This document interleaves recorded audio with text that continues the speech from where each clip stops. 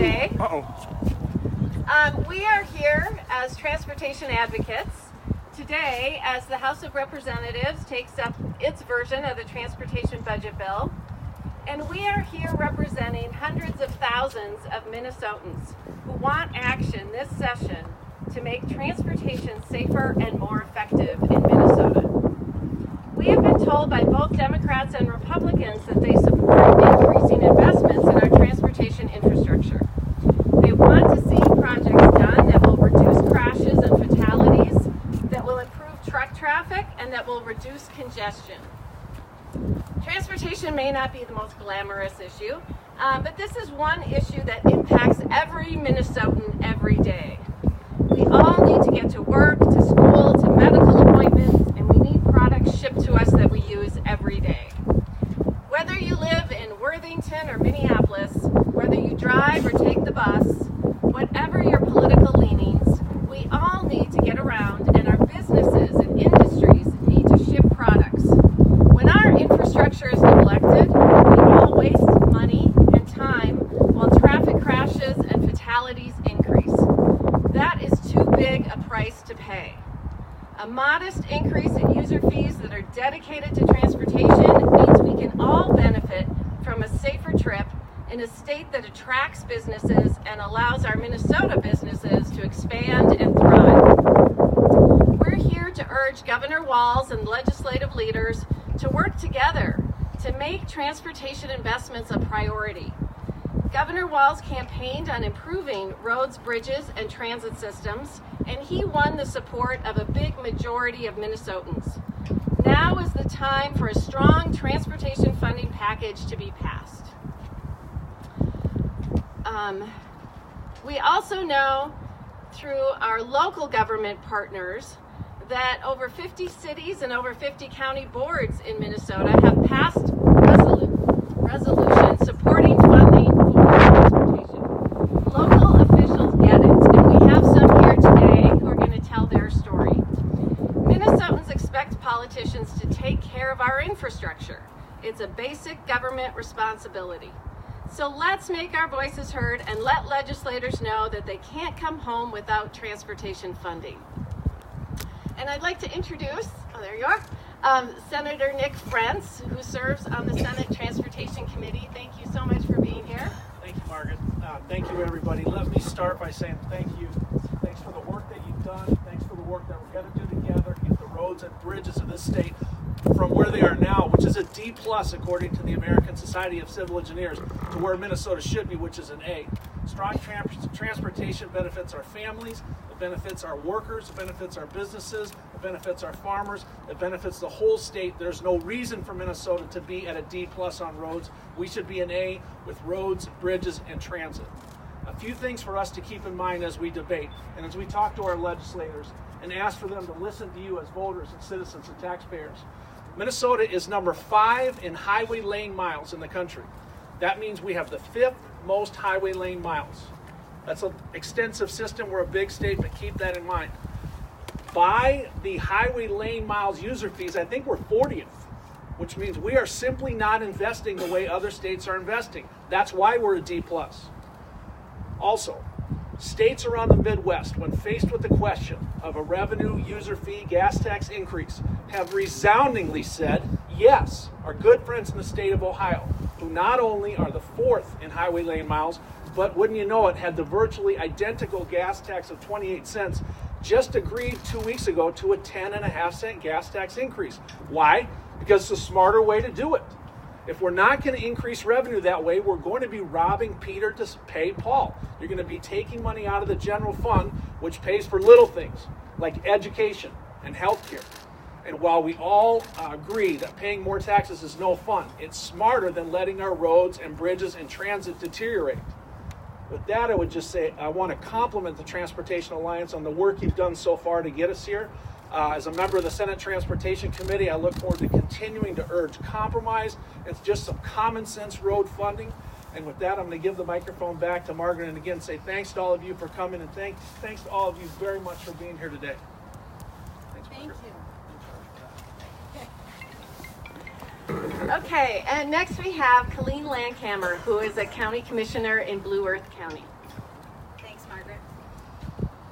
Transportation infrastructure remains underfunded.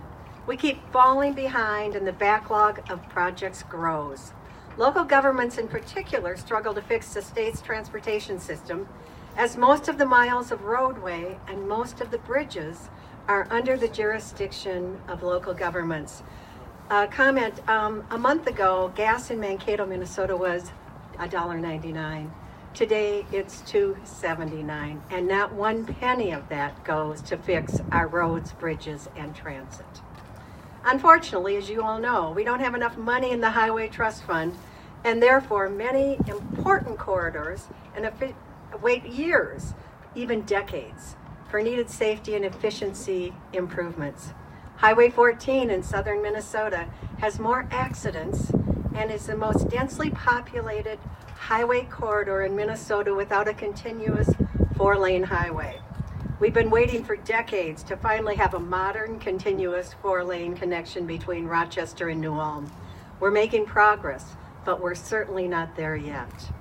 Transit systems in greater Minnesota keep people living independently in communities all over this state.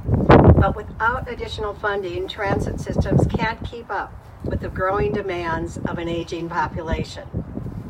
Our state can't afford to wait.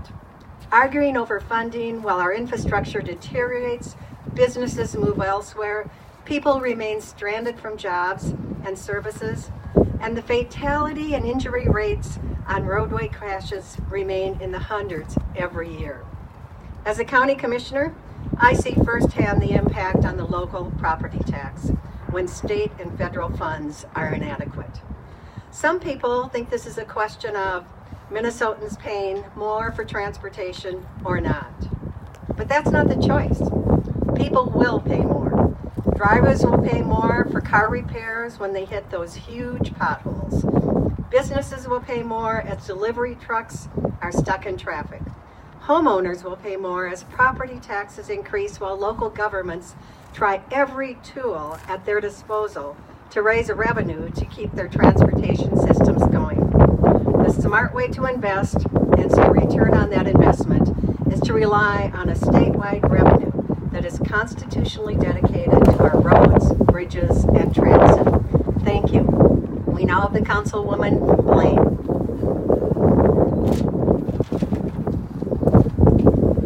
Thank you and good morning. My name is Julie Jepson. I'm the City Council member from the City of Blaine. Whether you're an elected official or just trying to live your best life in your city, you all think your city is special. You all think your city is unique, and Blaine is not the exception. We also think ours is unique. For example, we have the 3M Open coming this summer, where we are going to be on the international map. We have the National Sports Center, where we host the largest soccer tournament in the Western Hemisphere, where there's 4 million people coming to this state and coming to our city. And we're comprised of some hugely successful businesses, exceptional schools, and truly compassionate, kind residents. But we also have 5 of the 6 most dangerous and deadly intersections in our city within the 7-county metro. Now, these intersections are not just sprinkled throughout our city. No, they're on one road, light after light after light after light after light. Welcome to Trunk Highway 65. Trunk Highway 65 is the main artery that goes north-south through Anoka County and separates Highway 10 and Highway 65. And it's truly one of the only options to go north and south in our region. What does this mean for our community? Well, this means for very heavy traffic similar to 35W and 35E.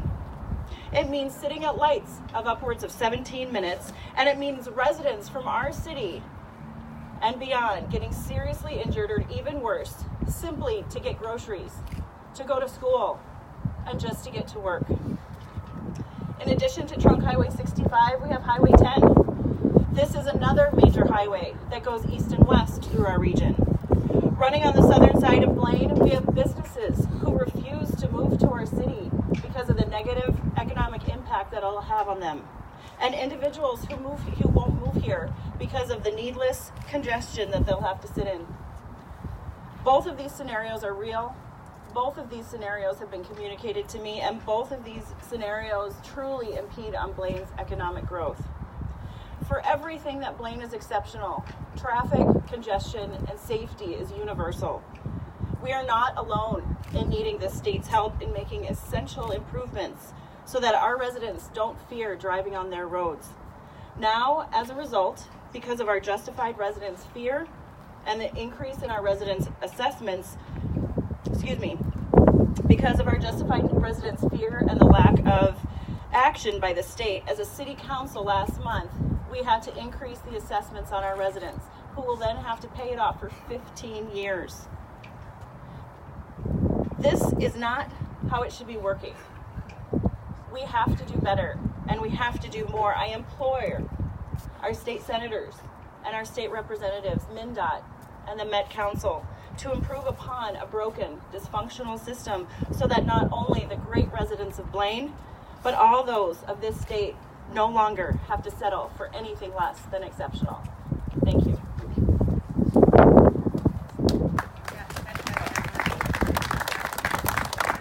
Okay, we're really happy that we have Chairman Frank Hornstein and Vice Chair Brad Tabke here. So if you want to come on up. Well, thank you, Margaret. It's so wonderful to be here, and I want to thank each and every one of you for your support of transportation this session and many sessions prior to that. You know, Julie talked about our broken transportation system. Well, today we've got a bill to fix it. So, and I love the fact that when I was walking down the steps of the Capitol, we saw a tractor, we saw construction equipment, we saw a transit bus. This is truly a one Minnesota transportation bill where all parts of the state are covered, all modes. We've got roads, bridges, public transportation. It's all covered. We are meeting the needs in this bill. So from the bottom of my heart, thank you. We will have a spirited discussion today on the House floor. But I know with all of your support and all of your hard work, we are going to have the most substantial transportation bill in a very long time, certainly in a generation. It is bold, it is innovative, it gets the job done, and it creates jobs. So thank you so much for being here.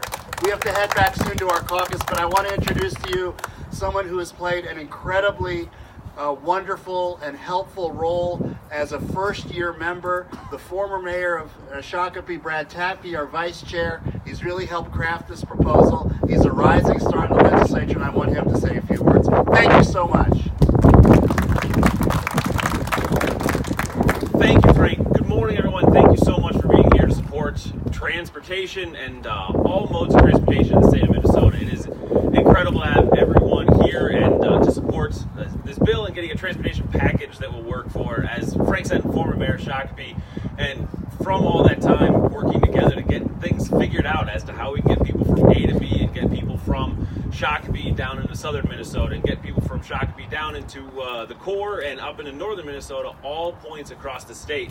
It is critical to have a transportation system that works for everyone and that gets people back and forth, and this is what our bill does. So I'm really proud of the work that Frank has done, that we have done, that all of our team has done to get to a bill that just fixes the problem. Every single time we had so many discussions about should we do this or should we do this, and we always came back to the fact of let's just fix it and let's get this work done. And so we have a really, really strong bill that we can take into the conference committee to come out with a really great transportation package for everyone in the state of Minnesota. So thank you all for being here. Thanks everybody for being here to support transportation in Minnesota. Thank you. One last thing, I see the LIUNA folks and some of the other unions. Hats off to you. You have been there. We had 5 different field hearings where we heard from Minnesotans about their pressing needs for transportation. LIUNA was there every step of the way. Special thank you to you.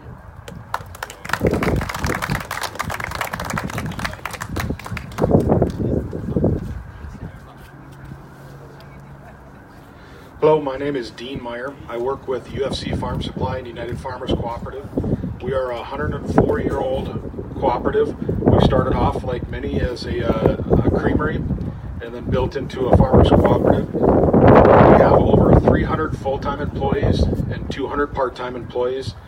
and we have 36 locations covering the West Metro, basically up from the Maple Plain area down to Mankato. The highways that we use most are 212, Highway 5, and Highway 7. Many of you that travel on the southwest side of the metro are very familiar with those thoroughfares. We currently have over 300 vehicles that we have on the roadway on any given day, and know firsthand the issues that are caused by the deteriorating roads and lack of funding that we have. I serve on the Southwest Transportation Coalition Board to help bring awareness for the need for additional funding to help us maintain our roads, something that's truly sustainable. The importance of getting our grain, beans, corn, fertilizer to our terminals as well as other products to market is crucial. We also have thousands of customers that come to our retail destinations and gas stations each day that would gladly go elsewhere if it was easier and they didn't have to drive across some of the poor roads that we have. Wear and tear on our equipment caused by deteriorating roads costs many companies like ours thousands and thousands of dollars. Every year we have more and more traffic on our roads, and there's no sign of any kind of a decline whatsoever. Highway 212 and 51, County Road 51 that is actually the Bungards crossing. That's one of the probably worst areas that we have in our particular territory. Every year it seems like we have more accidents and sometimes even worse. We'd like to see some additional funding so that we can complete some of the upgrades that we need to have on that particular intersection as well as several others. Our freight corridors are in dire need of additional funding. Creating safer roads is by far the most important thing to ensure that our employees can make it home to their families at the end of every day. We need your help in prioritizing transportation as this problem will not go away. Thank you.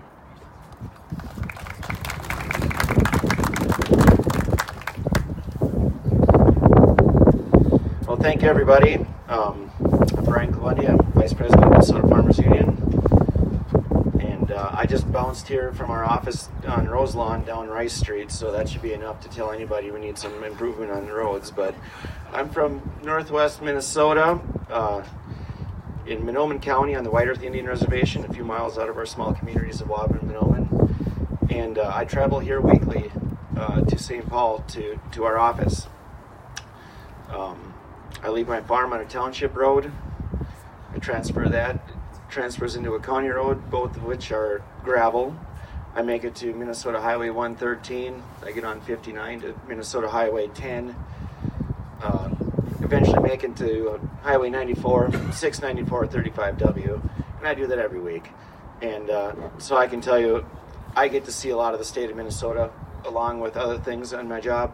And there's a lot of repair that needs getting done. It's a matter of safety. It's a matter of, keeping our vehicles in better shape and creating great jobs for these guys.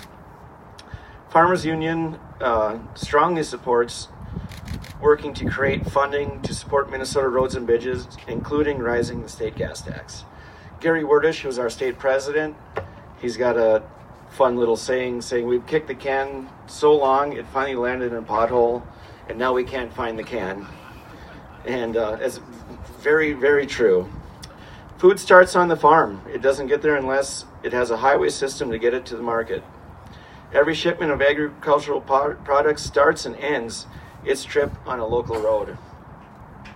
Local governments need state support to keep these roads maintained. Our state infrastructure needs to keep up with today's farming practices, especially in greater Minnesota.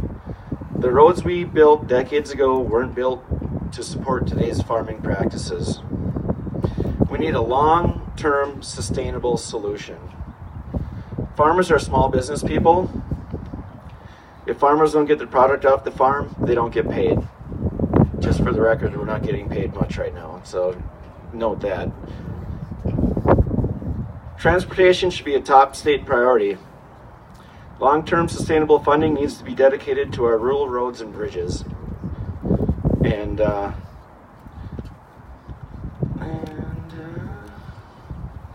we're willing and ready to help the legislature and the governor to get the solution done. And on a personal note, like I say, I come from a rural community. I want to see better streets in the metro as much as I do up in outstate Minnesota. It takes working together. We want to help here. We need help out there. We're in very poor communities out in the rural areas, so we do need the help, but we also realize what Metro brings to our communities. So appreciate it. Hopefully what we heard earlier is true. We can get something done, and everyone have a nice warm morning.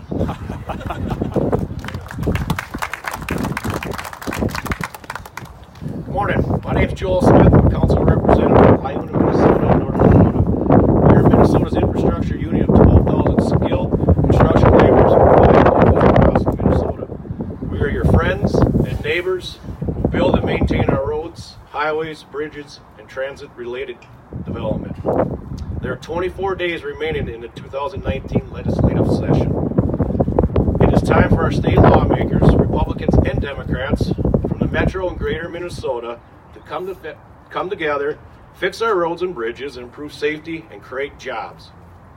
Minnesota's crumbling roads and deficient bridges and transit is putting our safety at risk. Our roads were recently graded a D+, our bridges a C, our transit a C-. 1,000 Minnesota bridges and hundreds of miles of roads are in poor condition. It is time to raise the gas tax and index the gas tax inflation to make Minnesota safer, ensuring nothing like the 35W bridge collapse happens again. It has been more than a decade since we raised the gas tax. The gas tax is how we pay for our roads and bridges. The Minnesota Constitution dedicates 100% of the gas tax to roads, highways, and bridges. The gas tax is fair because it's like a user fee. The people who drive on our roads and bridges pay for our roads and bridges. This is not complicated. It should not require a bridge collapse to get politicians to come together and fix our crumbling roads and deficient bridges. We have 24 days. Fix the damn roads, put us to work, and get the job done. Thank you.